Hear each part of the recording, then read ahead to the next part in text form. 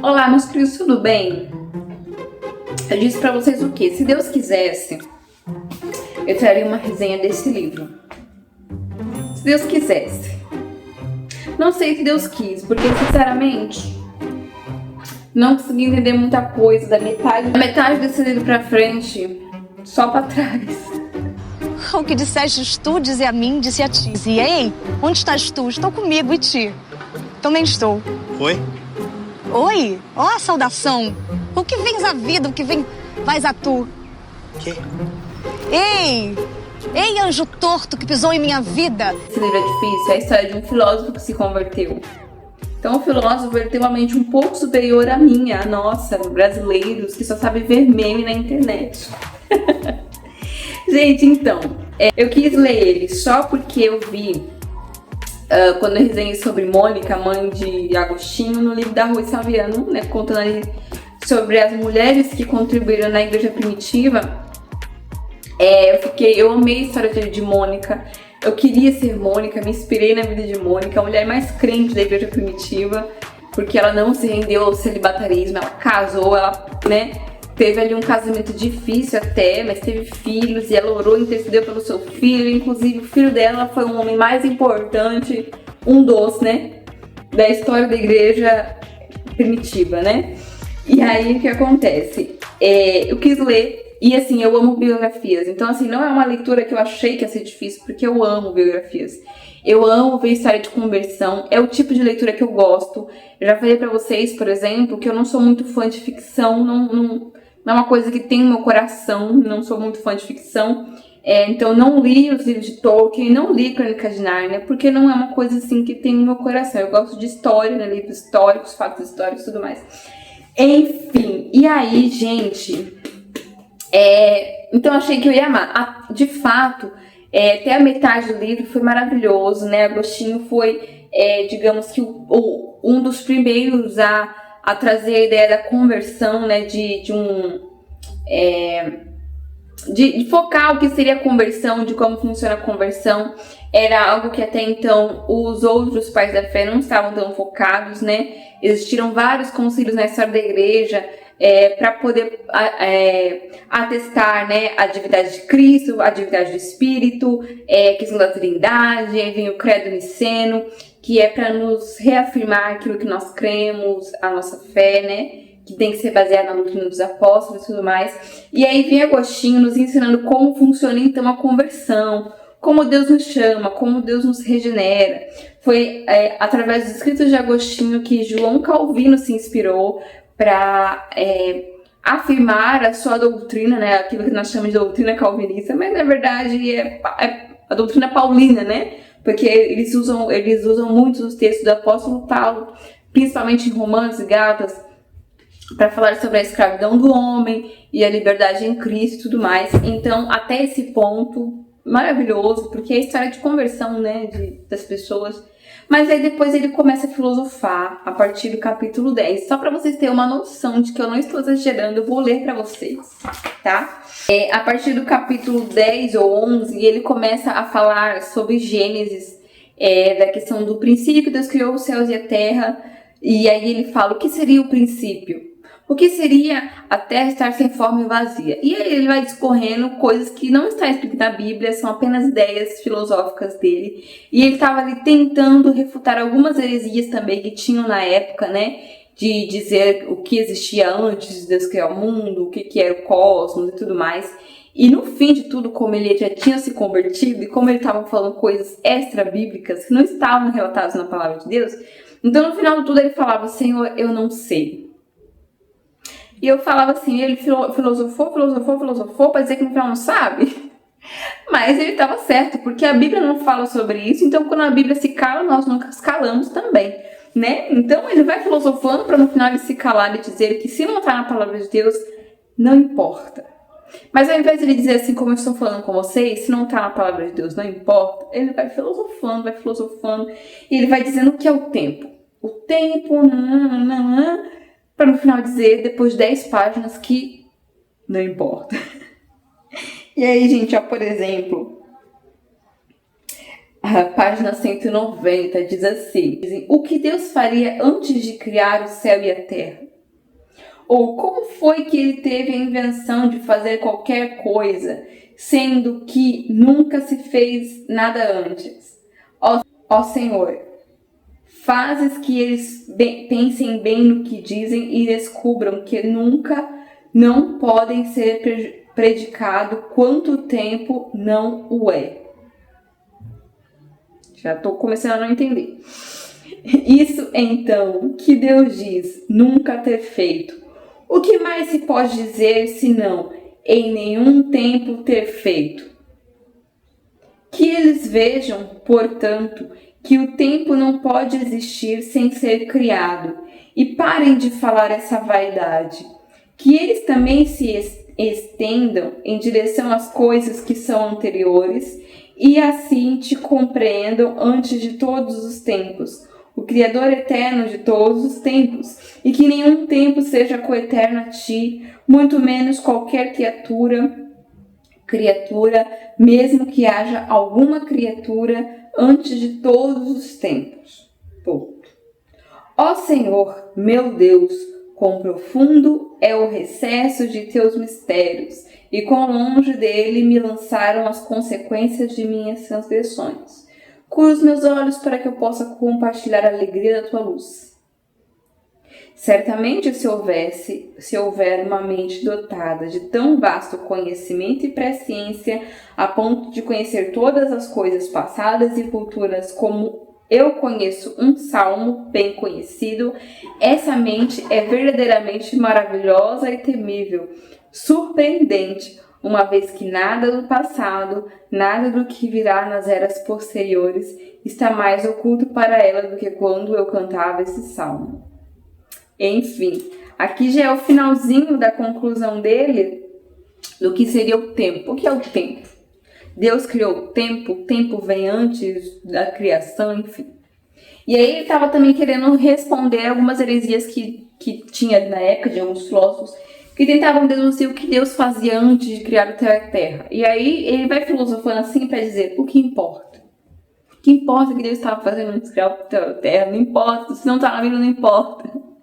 Mas enfim, gente, ele filosofa demais daqui pra frente e muitas coisas eu não entendi. Eu tentei ler assim devagar para vocês irem acompanhando comigo, seguir os pontos, as vírgulas, né, para não ficar uma coisa embaralhada.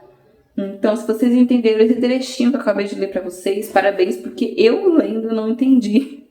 Mesmo lendo pausadamente com os pontos, enfim.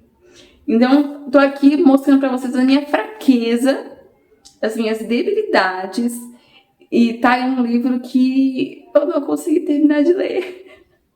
Então esse é um vídeo sobre uma quase resenha de um livro. Gente, mas a parte boa aqui é que antes dele se converter, tem muita história dele que ele conta aqui. Ele vai, como é confissões, né? Ele vai confessando os pecados dele desde o nascimento. Aí você fala, é possível uma pessoa pecar desde que nasce? É possível. A Bíblia fala sobre isso, né? Que nós já nascemos em pecados concebeu minha mãe. E aí ele conta dos pecados que um bebê, por exemplo, comete quando ele chora. É porque ele quer que os seus desejos sejam satisfeitos naquela hora, naquele momento.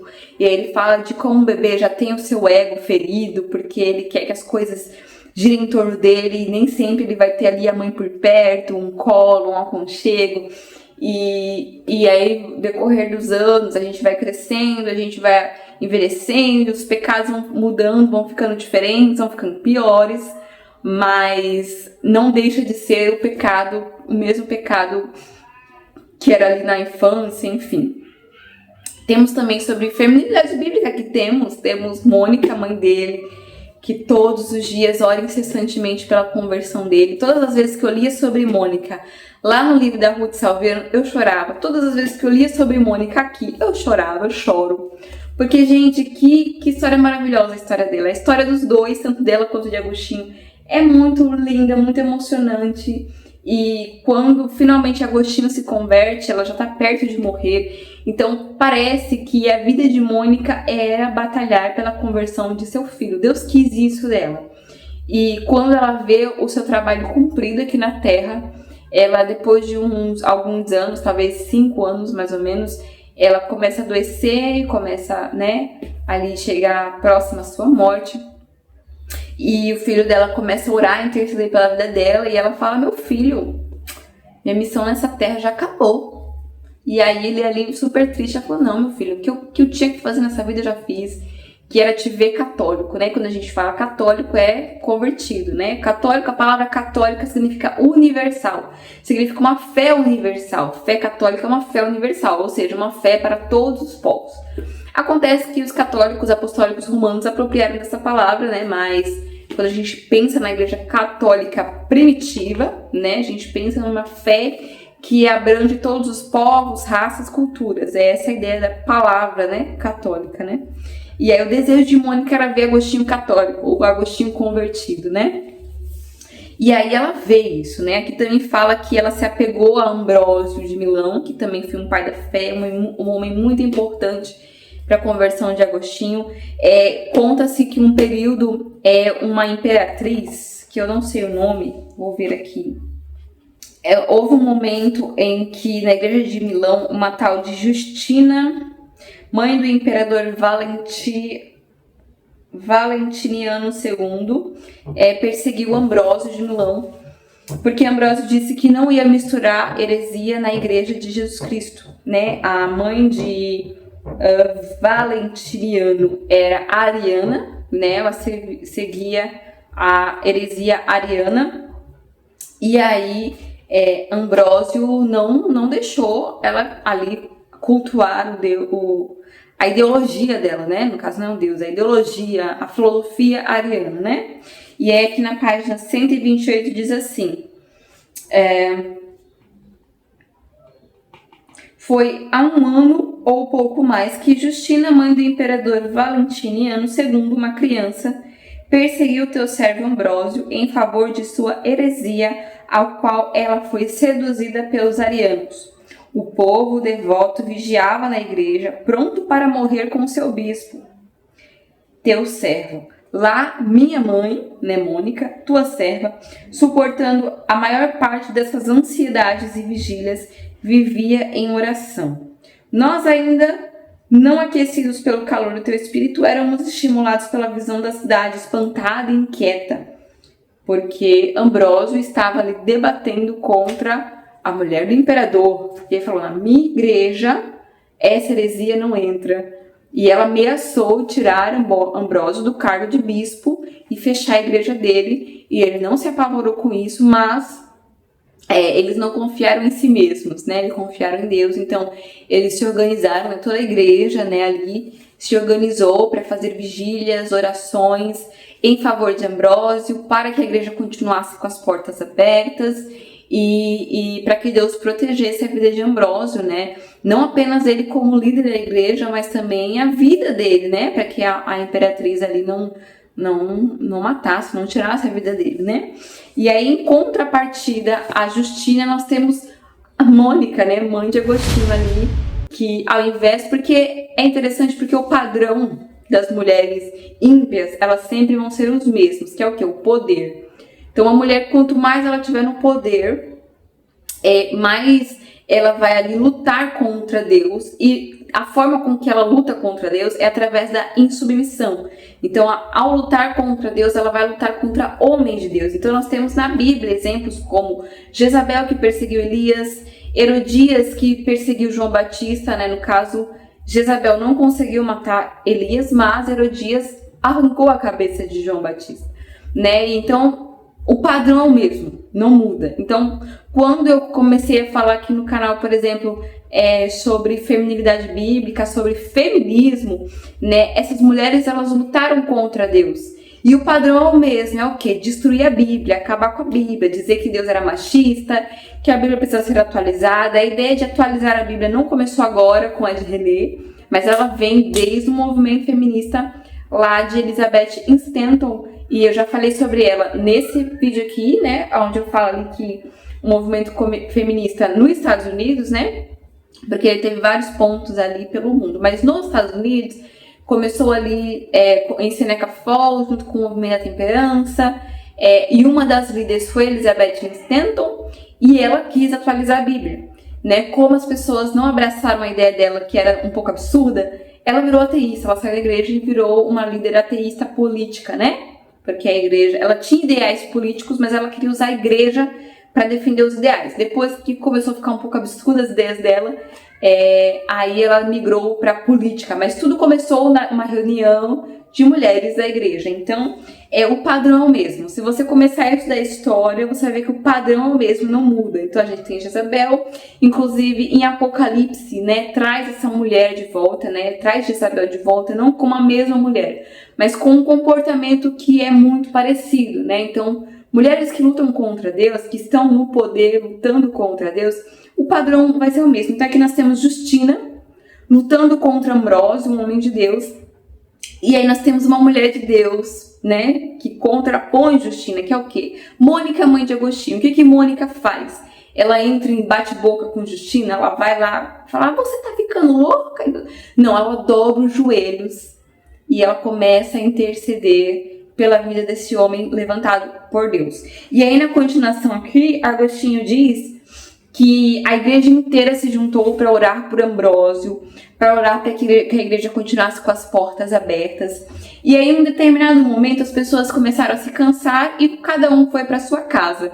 Mas aí teve uma mulher que continuou de joelhos dobrados. Quem foi essa mulher? Quem foi essa mulher? A continuação diz assim: Então foi instituído pela primeira vez que, à maneira das igrejas orientais, hinos e salmos deveriam ser cantados para que o povo não desmaiasse de tédio e tristeza.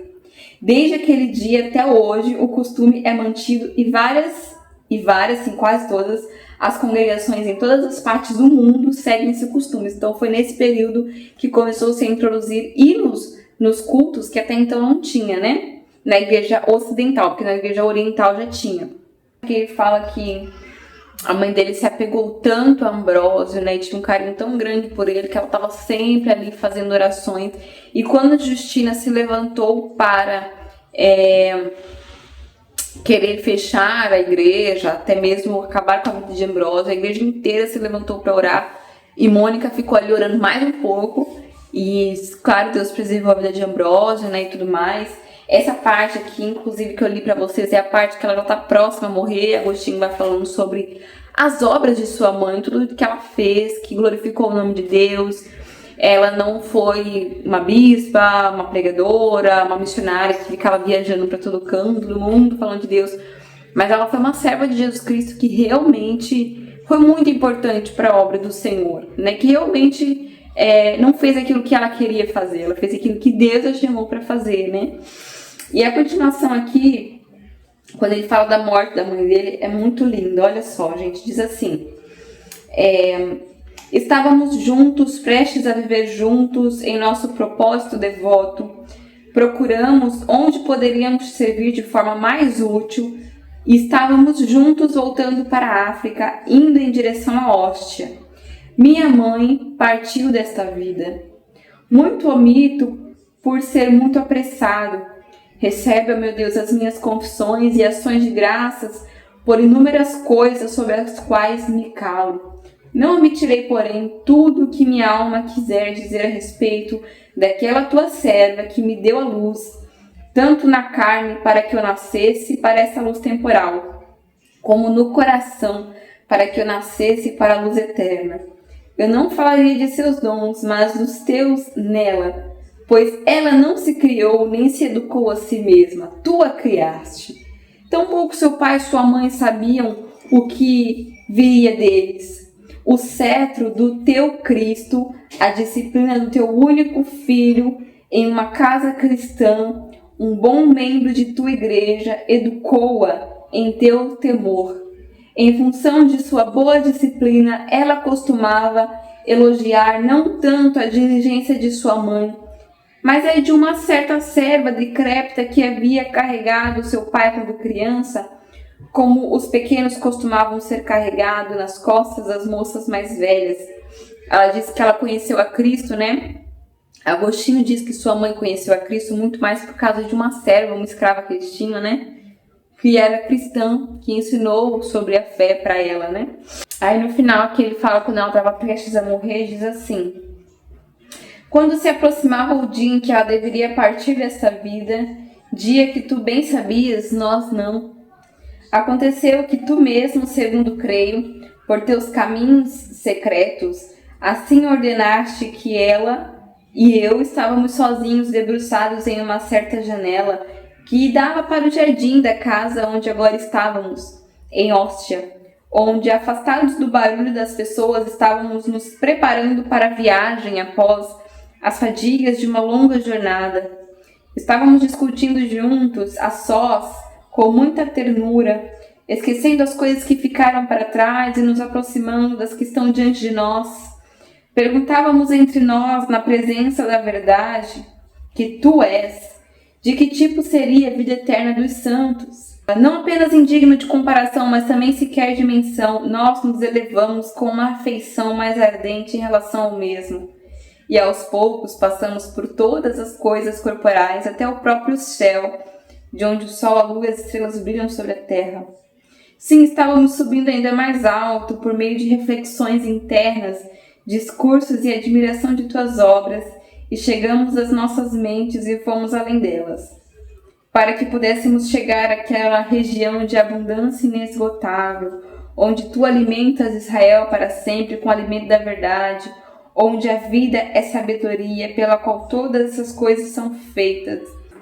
Eu estava falando essas coisas, e mesmo que não fosse dessa maneira e com essas palavras, ainda assim,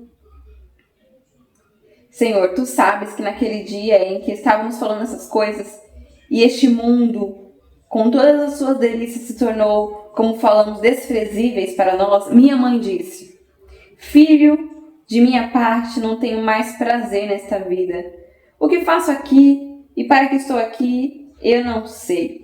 Agora que minhas esperanças neste mundo estão cumpridas, eu desejava permanecer nesta vida por algum tempo para que eu pudesse vê-lo como cristão, antes de morrer.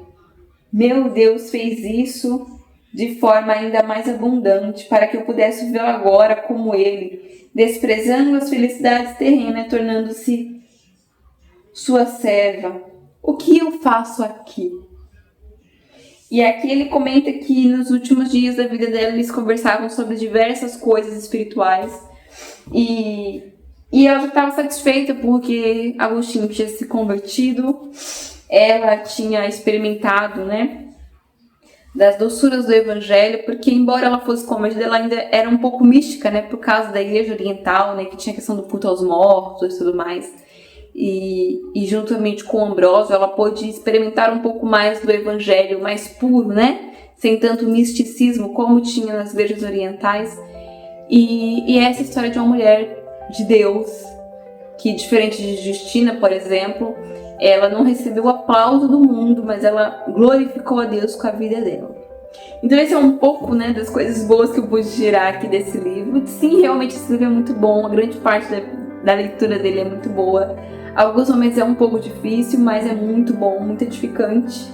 Quando não pôde mais edificar a minha vida, faltando 15 páginas, eu preferi parar de ler, porque eu realmente não estava entendendo, então para mim não ia fazer diferença. Mas aqui está a minha consideração final sobre esse livro. Então eu te espero na próxima resenha, no próximo vídeo. Um beijo e até a próxima!